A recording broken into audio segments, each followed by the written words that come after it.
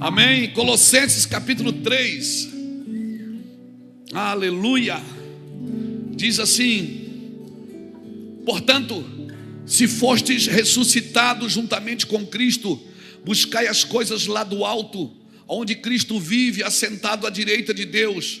Pensai nas coisas que são lá do alto, não nas que são aqui da terra, porque morreste e a vossa natureza está oculta juntamente com Cristo em Deus. Quando Cristo, que é a nossa vida, se manifestar, então vós também sereis manifestado com Ele em glória. Fazei, pois, então morrer a vossa natureza terrena, a prostituição, a impureza, a paixão lasciva, desejos malignos e a avareza, que é idolatria. Por estas coisas é que vem a ira de Deus sobre os filhos da desobediência. A desobediência também tem filho. Ora, nessas mesmas coisas andastes vós também noutro tempo, quando viveis nelas. Agora, porém, despojai-vos igualmente de tudo isto: ira, indignação, maldade, maledicência, linguagem obscenas do vosso falar. Não mintais uns aos outros, uma vez que vos despistes do velho homem com os seus feitos, e vos revestistes do novo homem, que se refaz para o pleno conhecimento, segundo a imagem daquele que o criou, no qual não pode haver grego nem judeu, circuncisão nem incircuncisão, bárbaro ou cita, escravo ou livre, porém Cristo é tudo em todos. Revesti-vos, pois, como eleitos de Deus, santos e amados, ternos afetos de misericórdia, de bondade, de humildade, de mansidão, de longanimidade. Suportai-vos uns aos outros, perdoai-vos mutuamente, caso alguém tenha motivo de queixa contra outro. Assim como o Senhor vos perdoou, assim vós também deveis perdoar. Acima de tudo isto, porém, esteja o amor, que é o vínculo da perfeição. Seja a paz de Cristo o árbitro em vosso coração, a qual também foste chamado em um só corpo. Sede agradecidos. Habite ricamente em vós a palavra de Cristo. Instruí-vos e aconselhai-vos mutuamente em toda sabedoria, louvando a Deus com salmos e hinos e cânticos espirituais, com gratidão em vosso coração. E tudo que fizerdes, seja em palavras, seja em ações, fazei-o em nome do Senhor Jesus, dando por Ele graças a Deus Pai. E aí ele começa a trazer um requisito para dentro de casa. Ele diz assim: esposas, sede submissas aos vossos próprios maridos, como convém no Senhor. Maridos, amai as vossas esposas e não a tratai com amargura. Filhos, em tudo obedecei os vossos pais, pois fazê-lo é grato diante do Senhor. Pais, não irritei os vossos filhos, para que não fiquem desanimados. Servos, obedecei em tudo o vosso Senhor segundo a carne, não servindo apenas sob vigilância, visando tão somente agradar homens, mas em singeleza de coração, temendo ao Senhor. Tudo quanto fizerdes, fazei-o de todo o coração, como para o Senhor e não para homens, cientes de que recebereis do Senhor a recompensa da herança. A Cristo o Senhor é que estáis servindo, pois aquele que faz injustiça receberá em troco a injustiça feita, e nisto não há acepção de pessoas. Uau, uau, uau, uau. Que palavra, Jesus. Para mim, se eu fosse botar um tema nessa mensagem, eu colocaria assim: o exercício da nova criatura. Colossenses capítulo 3, ele traz para a gente o exercício de quem nasceu de novo. Sabe, quem nasceu de novo deveria ler Colossenses capítulo 3 pelo menos uma vez por mês, porque aqui tem o exercício para as esposas, para os maridos, para os pais, para os filhos, para os patrões, para os servos, para todos que praticam justiça e praticam injustiça. Irmãos, nós fomos chamados para adorar a Deus no Espírito. e nos gloriarmos em Cristo Jesus e não confiar na carne. Filipenses capítulo 3, versículo 3 diz que nós não devemos confiar na carne. A nossa carne, ela já foi rejeitada, já foi pisoteada, já foi amargurada, a alma também. Está aqui Filipenses 3,3, porque nós que somos a circuncisão, nós que adoramos a Deus no Espírito e nos gloriamos em Cristo Jesus e não confiamos na carne. Não confie na carne. Se você foi chamado para andar no Espírito, por que eu tenho que andar no Espírito? Porque o Espírito está pronto, a carne é fraca. A carne, ela sempre vai buscar os seus direitos e não os seus deveres. Mas o Espírito não. E se o Espírito governa nossas vidas, e como é que eu posso saber se o Espírito governa a minha vida? Porque o Espírito só se alimenta de uma coisa, da palavra de Deus. O Espírito só se alimenta da palavra de Deus. Nós que adoramos a Deus no Espírito, adorar a Deus no Espírito não é adorar a Deus só num auditório. A exibição, ela precisa de um lugar para adorar. O Espírito não. O Espírito precisa de uma nova natureza. O Espírito não adora num ambiente. Vamos lá na igreja que eu quero adorar a Deus. Rafael Conrado, nosso pastor nos Estados Unidos, ele sempre diz uma coisa: quem veio adorar? Aí todo mundo levanta a mão e diz: eu não vim. Brabo, cearense. Ele diz: eu vim adorando. E uma vez eu fiquei bravo com ele falando isso, mas depois eu percebi, é verdade.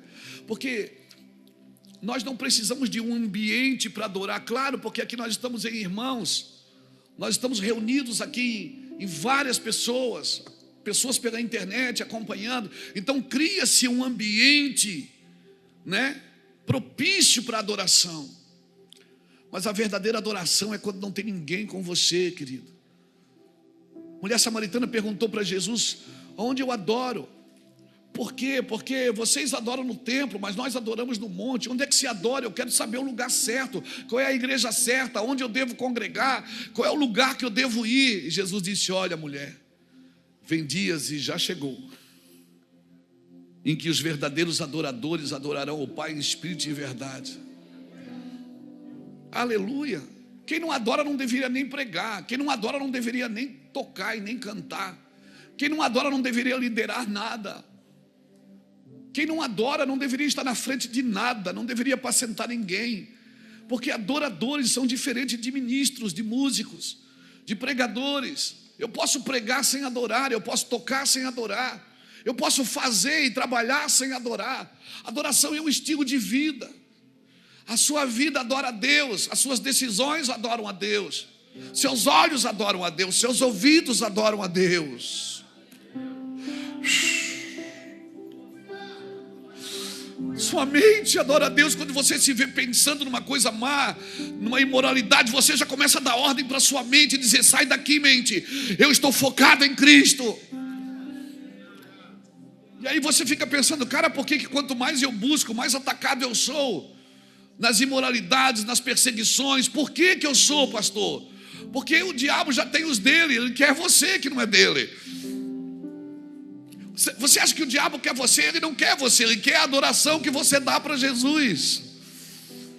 Porque a frustração de Satanás é que ele não é adorado.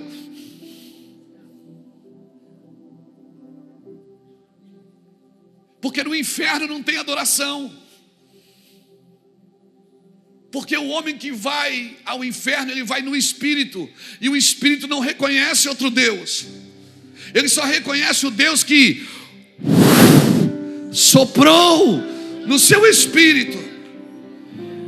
O céu tem adoração, o inferno não tem adoração. Por isso que o diabo quer a adoração da igreja, ele quer a adoração dos ministros, ele quer a adoração dos crentes, porque é o único lugar que ele ainda pode ter adoração é na terra. No inferno ele não terá adoração. Pegou? Então quem nasceu de novo, muitas vezes não pode ser entendido porque ainda não nasceu de novo. Eu não estou falando de ser crente evangélico, ir na igreja, eu estou falando de nascer de novo, irmãos. uma nova natureza. Só uma nova natureza reconhece quem Deus é. Quem não nasceu de novo está muitas vezes até se promovendo com o Evangelho, porque é muito fácil se promover no Evangelho, e Deus não tem problema com isso. Deus exalta sim, não se esconde uma lâmpada debaixo de uma vasilha, se coloca no alto para que ilumine toda a casa. Então Deus, se você estiver iluminando, Deus vai te levantar. Se você estiver brilhando, Deus vai te levar no meio das trevas para que você ilumine aquele ambiente. Então, não, eu não quero crescer. Eu quero. Não, eu não quero, eu quero. Por quê? Porque é bíblico. Diz que Deus não vai esconder alguém que está brilhando. Uma lâmpada se coloca no alto. Por isso eu não tenho que correr para o alto, eu tenho que iluminar. Eu tenho que buscar Jesus. E se eu estiver iluminando, Ele vai dizer: eu vou levantar isso, para que todos sejam iluminados através disso. Aleluia. Então você não precisa buscar lugares de honra, você precisa buscar Ele. E os lugares de honra, quem vai te colocar é Ele. Ele vai colocar você nos lugares de honra.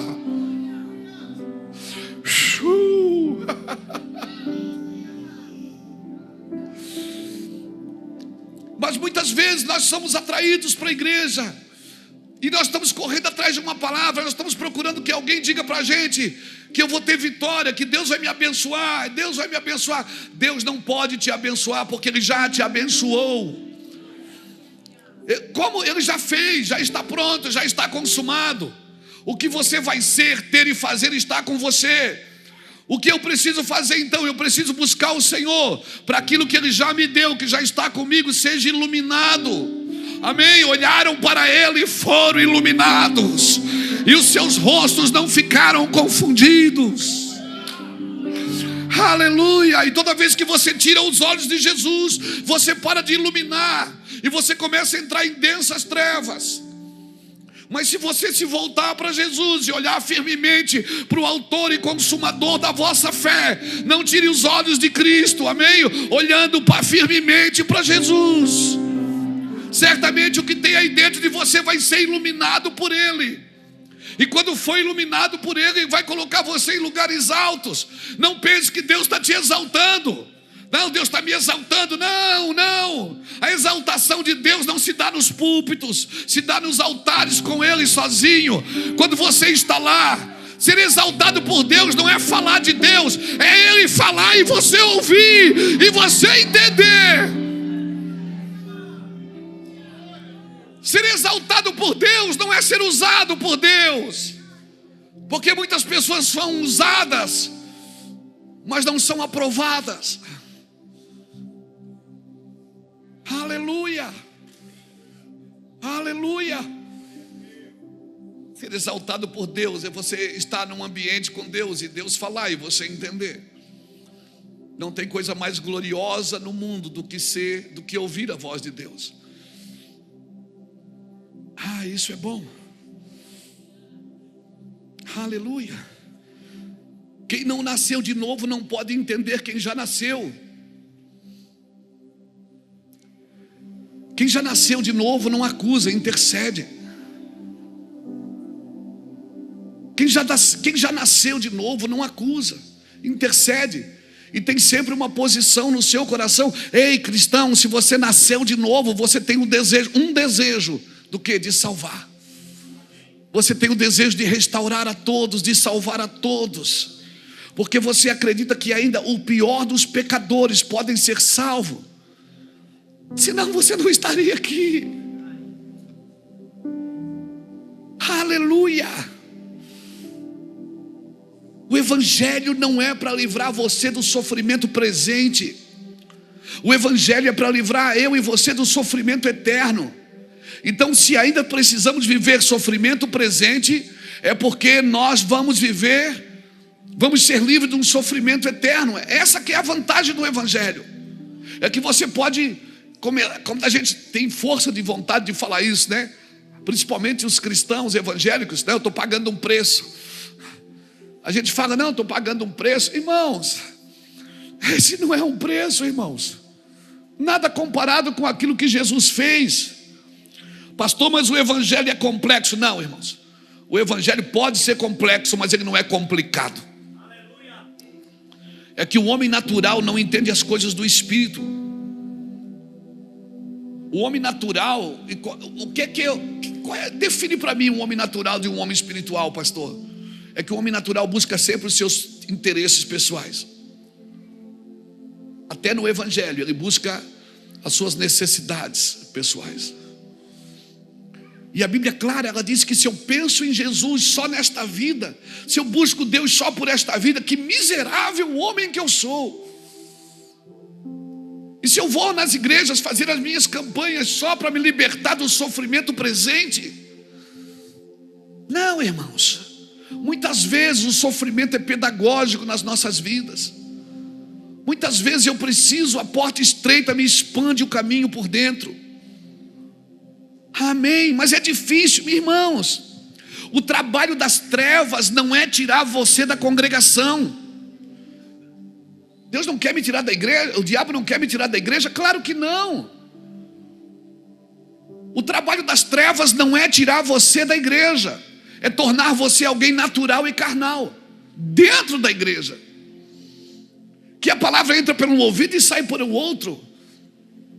Que você diz amém, mas não concorda. Que você diz amém, mas não pratica. O trabalho das trevas, irmãos, é me tornar natural e carnal, para que quando Deus brade, eu não entenda. Para que Deus brade, eu não entenda, porque a voz de Deus só pode ser discernida no Espírito.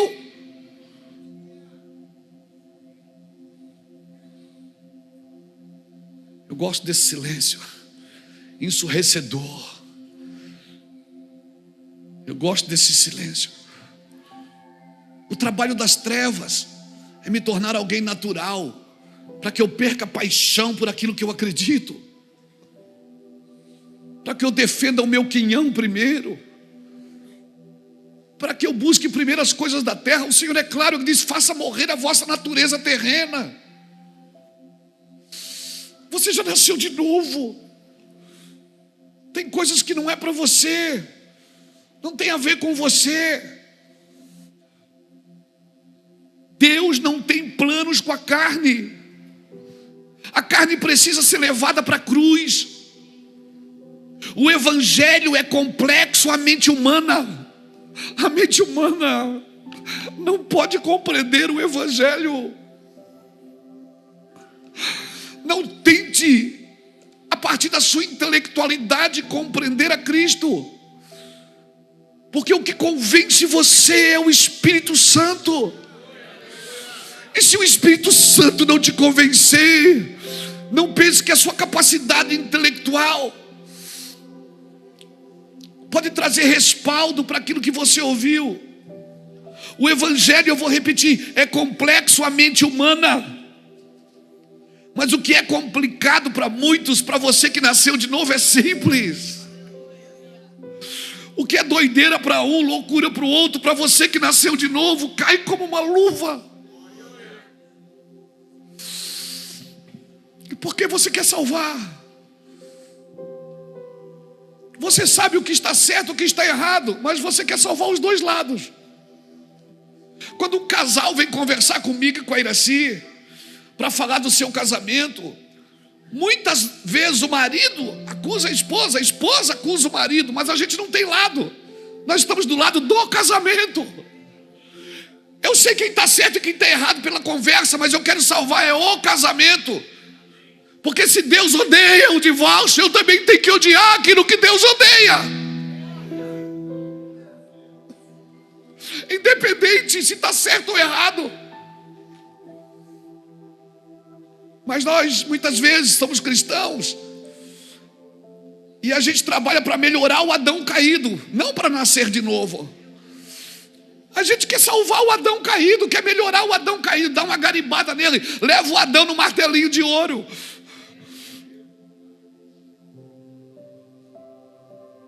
Não, Nicodemos, você tem que nascer de novo. Mas eu já sou sacerdote, eu já estou ministrando no serviço do templo. Ei, você tem que nascer de novo. Mas como? Vou voltar para o ventre da minha mãe? Jesus diz em João 3, Nicodemos, você que é mestre da lei não sabe dessas coisas? Nicodemos não sabia. E sabe o que é terrível? É você trabalhar para um Deus que você não o conhece. E você acha que Deus se move do jeito que você pensa e do jeito que você acredita. Deus não é homem. Eu não vejo como vê o homem. O homem vê o que está diante dos olhos, eu vejo o que está no coração. E não vem com esse papo, eu conheço seu coração. Ninguém conhece o coração do outro, nem o cardiologista. Só quem conhece o seu coração é o Senhor. Por isso nessa noite o Senhor diz: filho meu, dai-me o teu coração. Deixa que eu vou mostrar você para você mesmo, e você vai ver que você não é tão bom assim como você pensa que é. Que você não é tão justo assim como você pensa que é. Que você não é tão santo assim como você pensa que é. Alguém me perguntou esses dias, um jovem lá em Campinas perguntou: pastor, qual é a sua maior crise? Eu disse: a minha maior crise é orar o tanto que as pessoas pensam que eu oro. É jejuar o tanto que elas pensam que eu jejuo, e é ser tão santo como elas pensam que eu sou. O senhor não é? Eu digo: não. Sou um pecador lutando para ficar parecido com Jesus. Porque todos que quiseram vender um personagem no púlpito caíram. Todos que criaram um arquétipo, um protótipo de um homem perfeito no altar caíram. Não vos enganeis, Deus não se deixa escarnecer. Tudo que o homem semeia, certamente ele ceifará. Quem semeia na carne colhe corrupção, mas quem semeia no Espírito colhe a vida eterna. Alguém pode dizer glória a Deus por isso? Glória a Deus! Aleluia! Nós não fomos chamados para ter uma vida melhor, nós fomos chamados para ter uma nova vida. Não é uma vida melhor, é uma nova vida. E para ter uma nova vida eu preciso nascer de novo. Nascer de novo. Aleluia. Por isso que eu preciso me arrepender. Agora é interessante que nós temos prateleiras para o arrependimento. Exemplo: nós achamos que o imoral e o avarento são diferentes. Por isso que nós temos misericórdia para o avarento, mas não temos para o imoral. Nós temos misericórdia para perdoar o avarento, mas não o imoral. Temos misericórdia para perdoar o fofoqueiro, não o adúltero.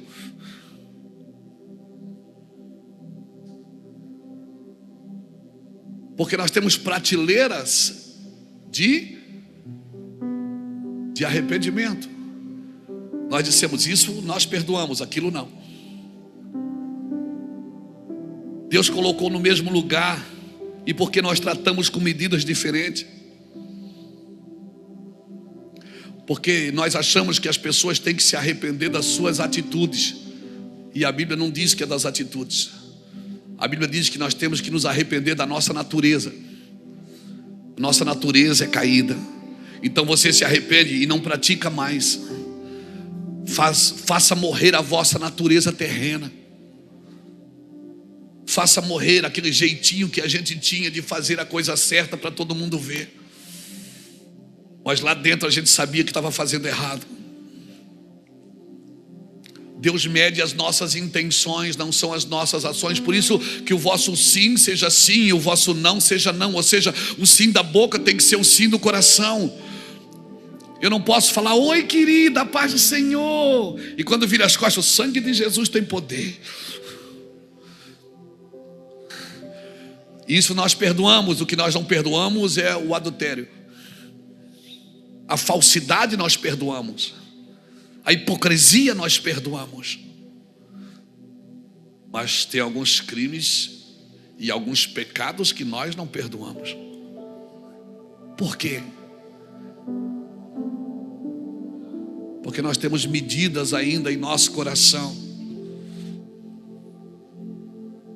Você não se arrepende somente pelas atitudes que praticou, se arrepende da sua vida. E se você vive no reino, sua vida precisa de arrependimento e não somente suas atitudes. Quem precisa de arrependimento não é as suas atitudes, é a sua natureza. Porque você mentiu e diz: ai Deus, me perdoa por essa mentira, mas amanhã você mente de novo. Então não é aquela mentira que precisa de perdão, é a sua natureza mentirosa. Pegou? Então hoje você pede perdão. Meu Deus, eu errei. Jesus, me perdoa, eu errei. Liguei o filme e assisti pornografia. Me perdoa, Senhor.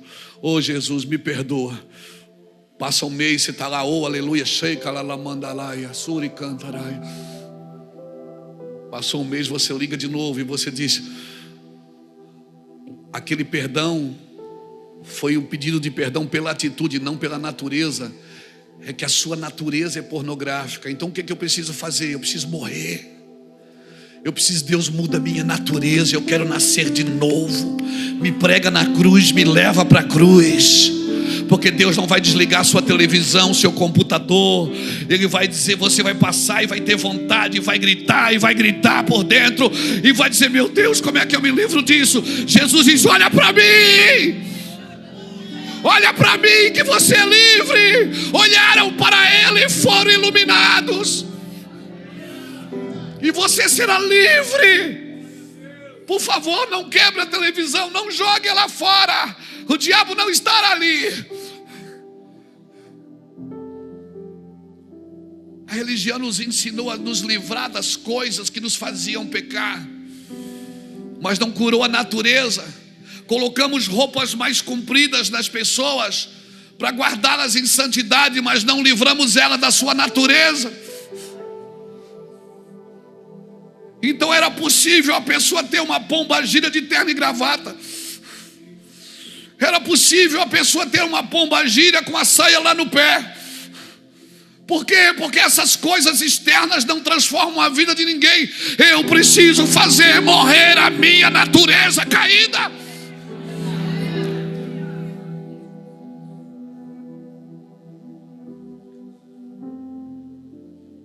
Aleluia. Se o povo da sua congregação escuta sobre o reino, entenderá sobre o reino. Nós queremos a vida de reino, mas hoje tem música do reino, tem pregação do reino, tem versículo do reino, mas nós precisamos viver o reino, porque é o reino de Deus que modela a sua vida.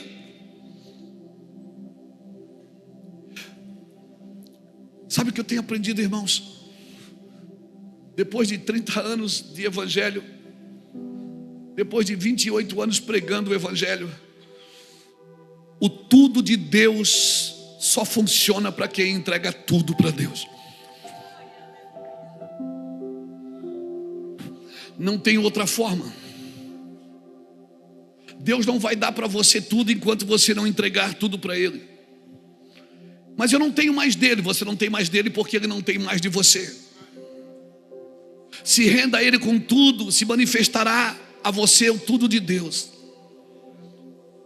Porque a obra da cruz, irmãos, você sabe, eu sei, isso já aconteceu em muitos de nós. A obra da cruz transforma as piores prostitutas nas maiores adoradoras. A obra da cruz transforma publicanos nos maiores administradores. Transforma adúlteros em homens leais, em mulheres leais. Só a obra da cruz destrona os principados e potestades. Porque a vitória da cruz foi uma vitória universal. O monte tremeu, o templo rachou, a cortina abriu de cima a embaixo. Ei! O inferno foi abalado. Céus e terra se abalaram. A vitória da cruz foi uma vitória universal, cósmica, galáctica. Foi uma vitória do todo. Então não tem nada que não possa ter sido redimido na cruz. Tudo foi redimido na cruz. O passado, o presente, o futuro e a vida eterna. Eu vou falar uma coisa aqui, mas por favor, entenda com o seu espírito. Até teus pecados que você ainda não cometeu já foram perdoados. Como é que é? Eu vou repetir. Até teus pecados futuros já foram perdoados. Agora, você só tem que se render e não tomar isso como uma licença para pecar. Porque se você fizer isso, é porque você não nasceu de novo. Eu estou dizendo que os pecados que você vai cometer amanhã já foram perdoados. Mas eu não posso partir desse princípio e dizer, então eu vou pecar. Não, se você tiver esse desejo e essa vontade e essa intenção, é porque ainda sois carnais e não espirituais.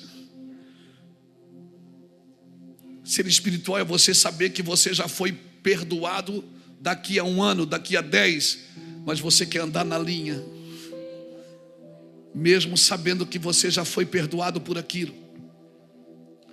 Quando a Bíblia diz que as coisas velhas se passaram, não significa uma terminologia de tempo, mas de natureza.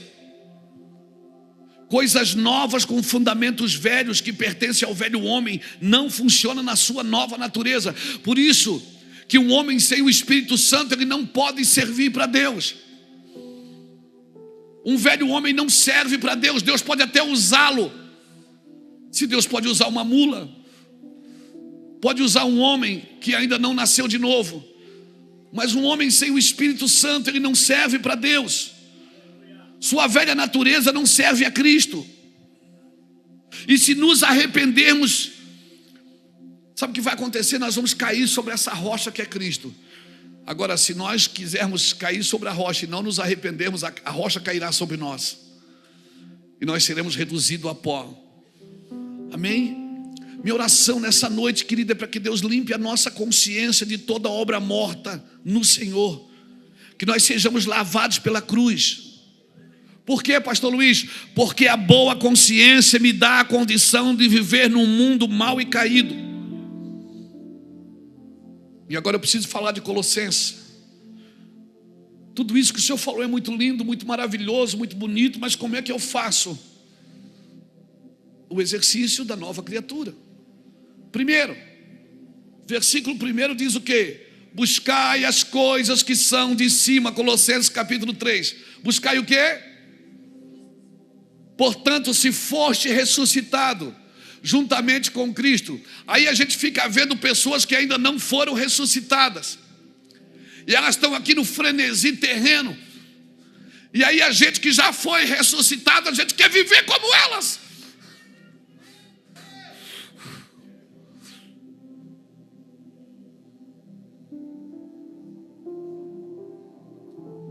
Se foste ressuscitado juntamente com Cristo, a sua busca diz para mim se você foi ou não foi.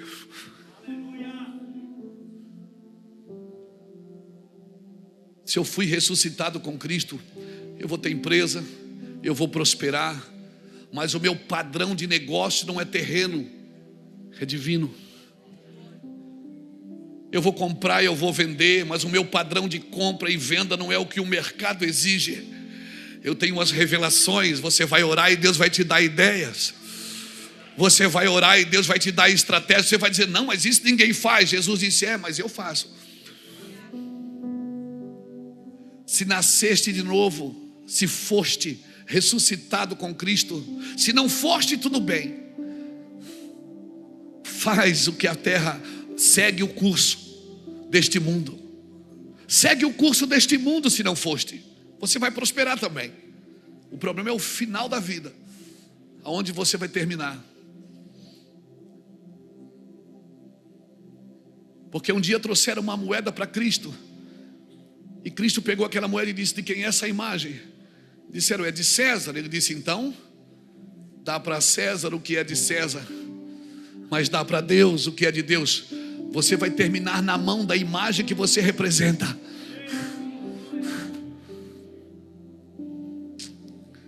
Porque César botou a imagem dele numa moeda? Porque nós associamos tudo que é importante para nós a uma imagem. nós associamos a nossa imagem àquilo que é importante.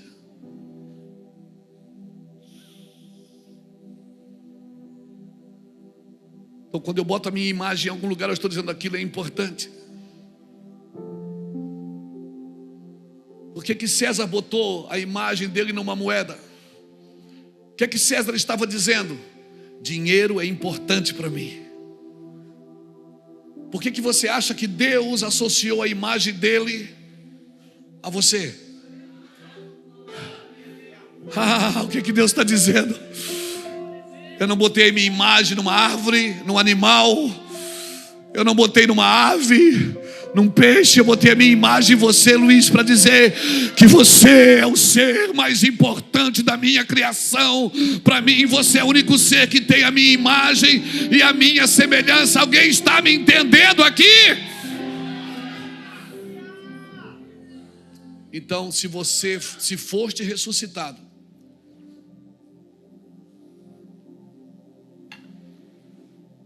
viva na terra, mas com o coração na eternidade, porque onde estiver o teu tesouro, aí está o teu coração.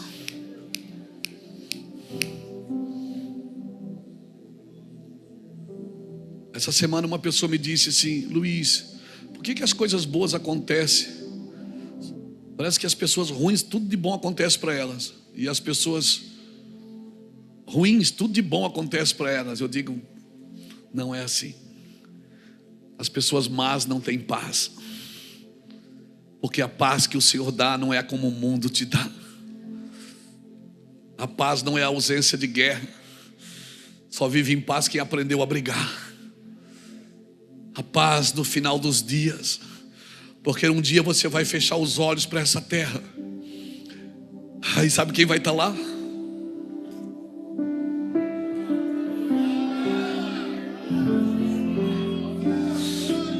Sabe quem vai estar lá dizendo: servo amado? Talvez agora não vale a pena você ver gente ruim, gente má prosperando e você tendo que dar duro para funcionar. Você vê coisas dando certo para pessoas ruins e más, e para você que faz tudo certo parece que não dá nada certo. Mas no final da vida, irmãos, não tem nada mais importante do que ouvir aquela voz: servo bom e fiel, entre para o gozo eterno. Aí você vai olhar para trás no retrovisor assim, vai dizer: Deus, valeu a pena. Eu podia ter roubado e não roubei. Eu podia ter matado e não matei. Eu podia ter ferido e não feri. Eu podia ter pego e não peguei. Eu podia ter pecado e não pequei. Obrigado, Jesus. O Senhor me guardou, ainda que eu tivesse vontade de fazer. O Senhor me guardou e me protegeu, e por isso eu estou aqui agora. Glória a Deus.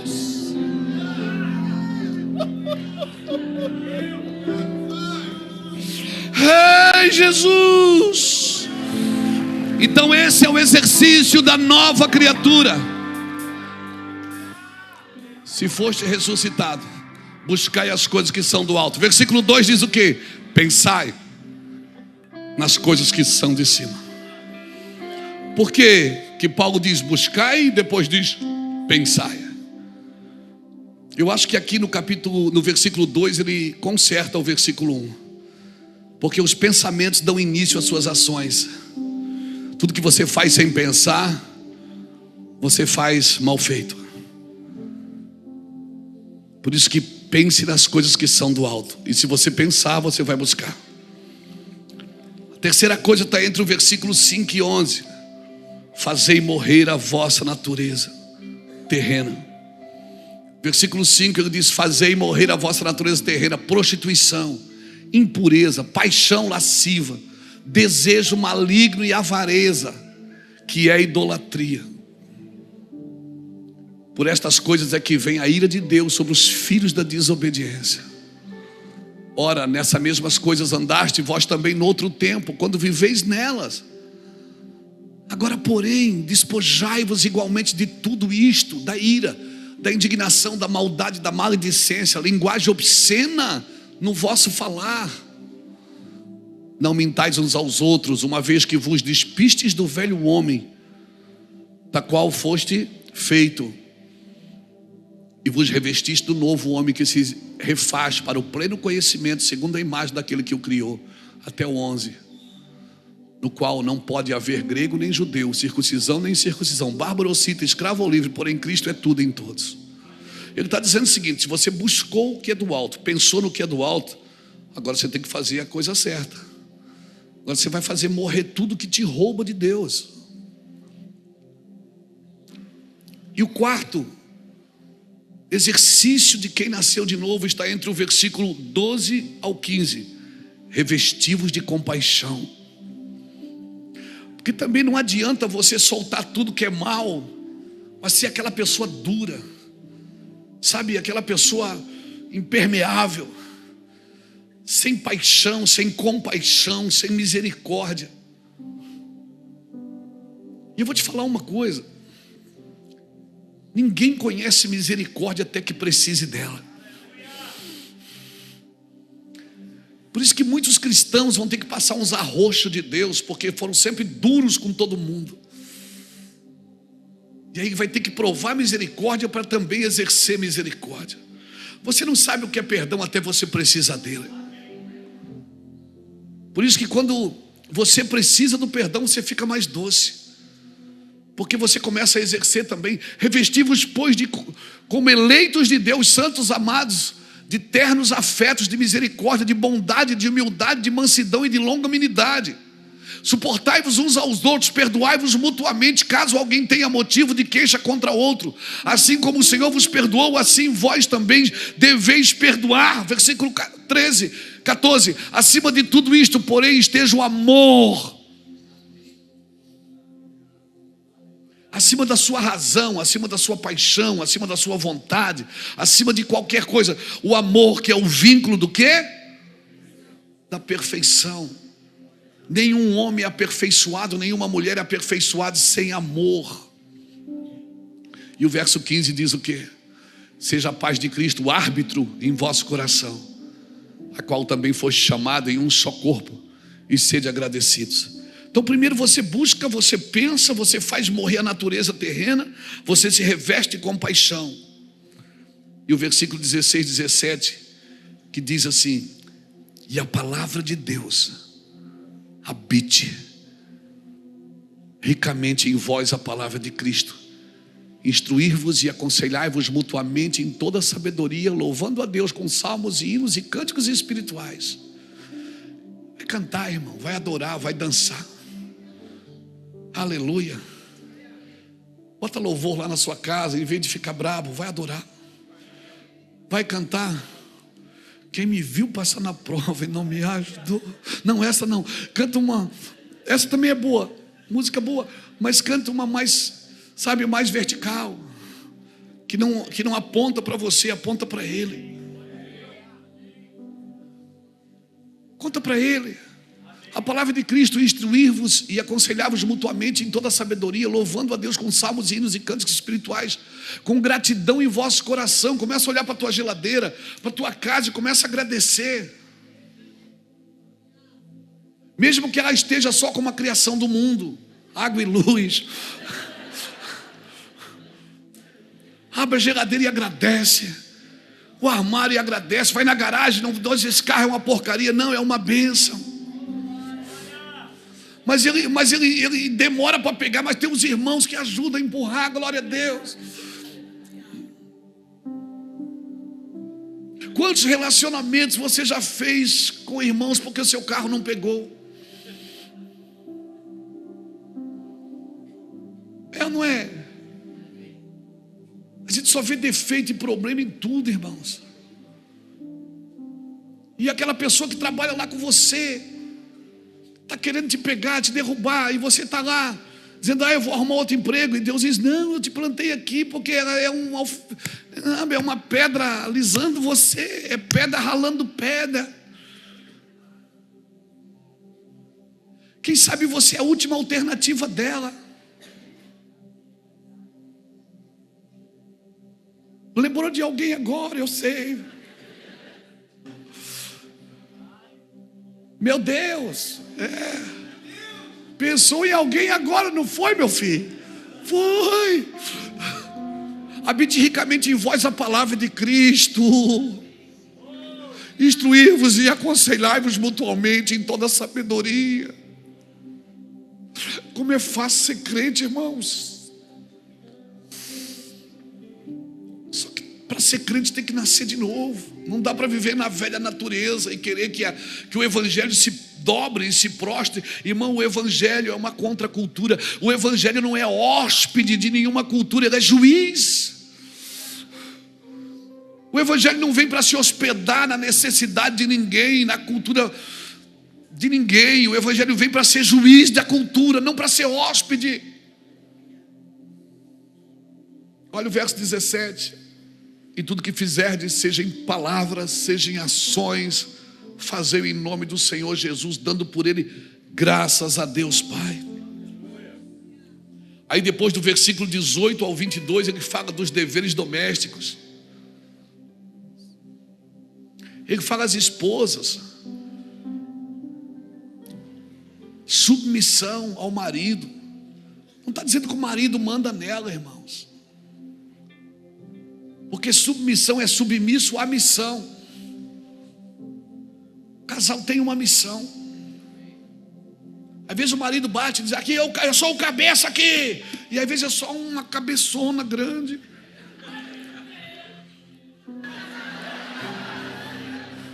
É um cabeçudo. Ele diz que é o cabeça, mas é um cabeçudo. Porque se ele não tem uma missão, como a esposa vai se submeter?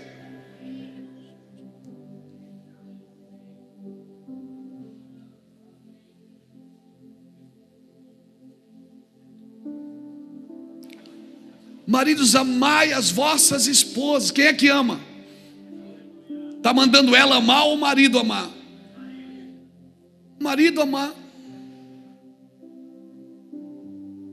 É você que ama, né, amor? Sou eu, né? Eu amo, amor, direitinho, não? Vamos falar deles, né? Amar é trabalho seu. O seu trabalho é amar sua esposa, é tratar. A Bíblia diz que o homem que não trata e não cuida da sua esposa, nem as suas orações são atendidas. Pedro fala isso. Deus está me ouvindo, viu? Viu, amada? Como que é as coisas? Jesus é bom. Aleluia. Fala dos pais para os filhos. Filhos, obedecei os vossos pais. Fala para os pais: não irritei os vossos filhos. Às vezes o pai fica colocando peso sobre a vida do filho. Saul deu a filha dele de oferta para o cara que derrubasse um gigante que era para ele ter derrubado. Não entregue seus filhos para derrubar gigantes, que quem tem que derrubar é você.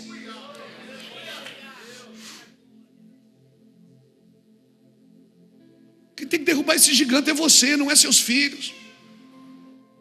Porque quando você for para a eternidade, você vai dizer: ó, meu filho, já derrubei um gigante da imoralidade na nossa família.